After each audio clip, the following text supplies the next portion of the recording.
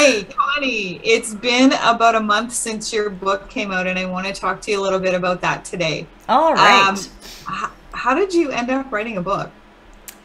Well, actually, it has been on my to-do list or wish list for quite some time, but I was lucky enough to have a publisher reach out to me, Pact Publishing, and they asked me by LinkedIn whether I'd be interested in writing a book. And once I said definitely I would be, they asked me to do a outline, and once they liked the outline, then they gave me a contract, and away I went.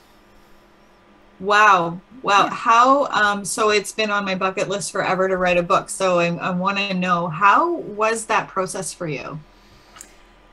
Yeah, if I didn't have a publisher reach out to me and ask me to write the book, I'm not so sure I would have as quickly written it, because having that publisher was so helpful in keeping me on track and doing that outline ahead of time. So I learned so much in the process of working with professionals like them, and specifically having that outline that had the deadlines and had the milestones that they wanted me to get to. So